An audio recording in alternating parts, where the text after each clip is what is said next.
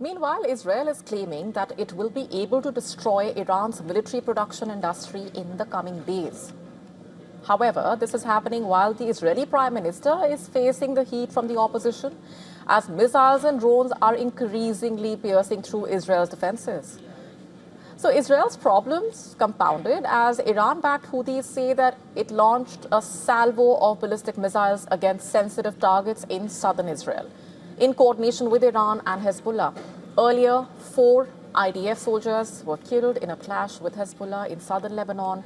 Iran has also attacked several parts of central Israel.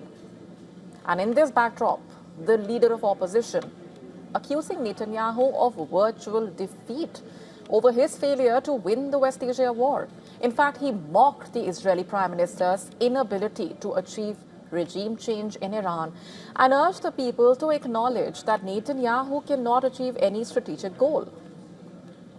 Lapid also raked up the IDF's admission that it is short of thousands of soldiers.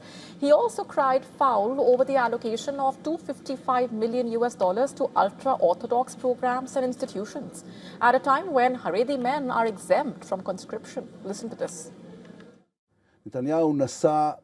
Netanyahu delivered for the 1,000th time the arrogant speech that says, "I changed the Middle East."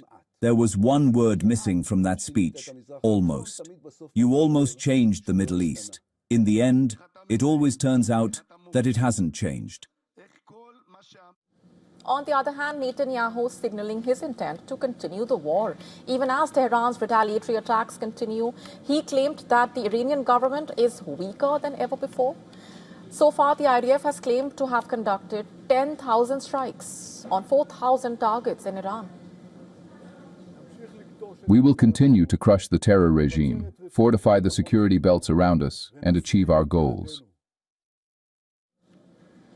The ground reality is stark, though. During a cabinet meeting last week itself, remember, the IDF chief reportedly raised 10 red flags in front of Netanyahu and warned that the IDF will collapse.